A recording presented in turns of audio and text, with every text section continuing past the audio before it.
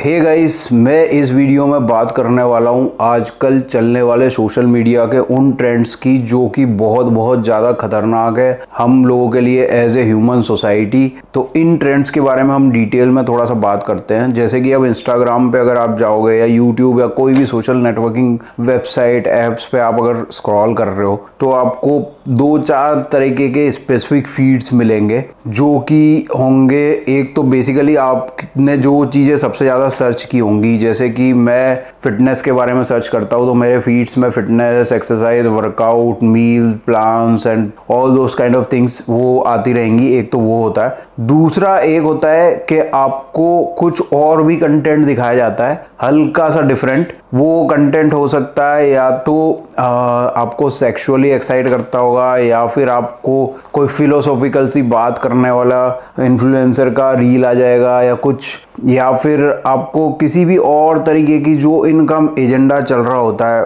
उस एजेंडे से रिलेटेड फीड्स आने लगते हैं। अब वो एजेंडे के बारे में मैं बात करता हूँ आपसे। पहली और उसके अलावा भी कुछ एक फीड्स आते हैं जो कि आपकी ब्रेन वॉशिंग के लिए ज़रूरी है, और वो आपके लिए ज़रूरी नहीं है। वो इन सोशल मीडिया प्लेटफॉर्म्स जो मार्केटिंग एजेंसीज़ हैं, या फिर मैं बोलूँ कि कई मायनों में गवर्नमेंट के लिए भी ज़रूरी है इंसानों को रेगुलेट करने के लिए। और इन्हीं सब चीज़ों का नतीजा है कि आज के टाइम पे रिलेशनशिप्स वगैरह अच्छे से बिल्ड नहीं हो पा रहे लोगों के बीच में। लोगों को सोशल एंग्जाइटीज़ हो रही है। जो लोग रिलेशनशिप में पड़ गए हैं वो लड़ रहे हैं, डिवोर्स ले रहे हैं या फिर सेपरेट आउट हो रहे हैं एक दूसरे से। तो उसका सबसे बड़ा रीज़न ये है कि रीज़न से पहले एक और मैं आपको बात बता दूँ। देखो, आप एक लड़का और लड़की के बारे में जो कुछ भी समझते हो कि उनके बीच में एक हेल्दी फाइट होना बहुत नॉर्मल है, नेचुरल है, ऐसा कुछ भी नहीं है दोस्तों। आपको अभी जो मैं बात बोलने वाला हूँ उससे आपका दिमाग एकदम उड़ जाएगा,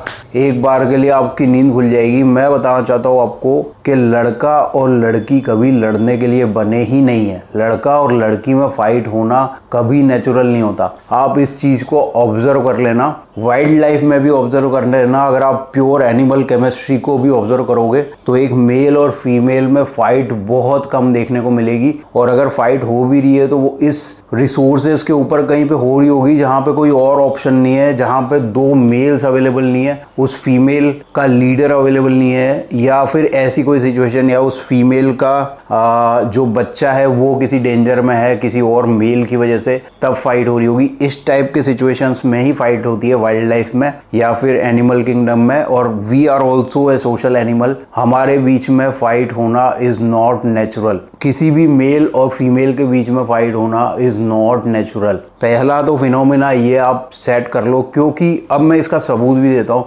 जब भी आप किसी लड़की से फर्स्ट टाइम मिलते हो या कोई लड़की किसी लड़के से फर्स्ट टाइम मिलती है, तो क्या आपको पहले मिलने के साथ ही उसका गला काट देने का मन करता है? क्या उसका सिर फोड़ देने का मन करता है? क्या उसको जान से मार देने का मन करता है? क्या उसको किसी भी तरह से नुकसान पहुंचाने का मन करता है? नहीं, बिल्कुल भी नहीं। मैं मान ही नहीं सकता। अगर जब तक कि आप साइको नहीं हो, जब तक कि आप किसी मेंटल प्रॉब्लम से नहीं गुजर रहे, आप इतने शोर हो ही नहीं सकते अपोजिट जेंडर के लिए, या यूं बोलो कि किसी ऐसे इंसान के लिए जिसके प्रति आप सेक्सुअली अट्रैक्टेड हो, उसको आप डैमेज करने की कोशिश भी नहीं करोगे। जब आप फर्स्ट, तो आई हैव प्रूव्ड हियर कि जो मैं बोल रहा हूँ वो आप भी अपने दिल से महसूस कर पा रहे होंगे कि मैं क्या बोलना चाह रहा हूँ। अब बात करते हैं, आप एक फर्स्ट टाइम मिलने पर किसी के लिए ऐसा फील नहीं करते, उससे 10वीं बार मिलने पर भी ऐसा फील नहीं करते, 100वीं बार मिलने पर भी नहीं फील करते, और कई बार तो सालों साल उसके साथ रहते हो तब भी उसके लिए ऐसा फील नहीं करते कि आप उसको नुकसान पहुंचाओ। फिर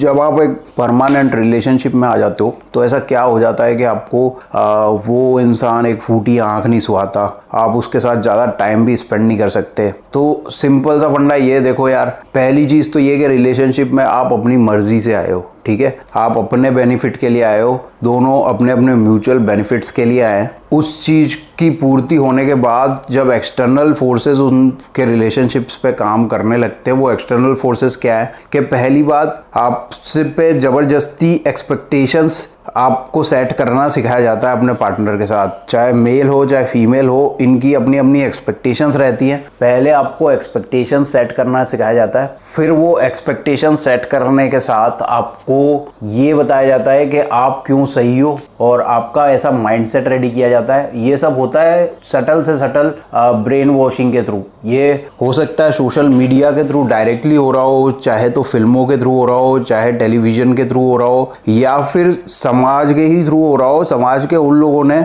ये फीड्स लिए हों कई सोशल नेटवर्किंग से, कई टेलीविजन से, या अपने सराउंडिंग के और लोगों से जिन्होंने ये फीड्स लिए होंगे कहीं और से। तो इस तरह से ये साइकिल चलती है। जरूरी नहीं है कि आप कनेक्टेड नहीं हो तब आप पर ये अटैक नहीं हो सकते। आपके सराउंडिंग के लोग आप पे ये अटैक करेंगे क्योंकि वो हो सकता है वीक मेंटेलिटी के हो, उनको ब्रेन वॉशिंग मिल चुकी हो, और उसके बाद वो आपको सेट करना सिखाएंगे अलग अलग तरह की एक्सपेक्टेशंस, जो ज़रूरी भी नहीं है लॉजिकल हो इलॉजिकल हो, उससे भी कोई मतलब नहीं होता। लेकिन आपके दिमाग में उसके बाद ये लॉजिक सेट कर दिया जाएगा कि आप अपनी जगह सही हो। उसके बाद ये सेट कर दिया जाएगा कि आपको लड़ना चाहिए अगर आप सही हो तो, और उसके बाद ये सेट कर दिया जाएगा कि अगर आप लड़ने लग गए हो तो बिल्कुल भी पीछे मत हटो और लगे रहो बस। तो आप देख रहे हो ये साइकिल कहाँ की तरफ जा रही है, और ये cycle most of the cases में वहीं एंड होती है जो आप ऑलरेडी सोच चुके हो। और इन सब चीज़ों का सबसे बड़ा नुकसान पता है क्या है? इन सब चीज़ों का सबसे बड़ा नुकसान ये है कि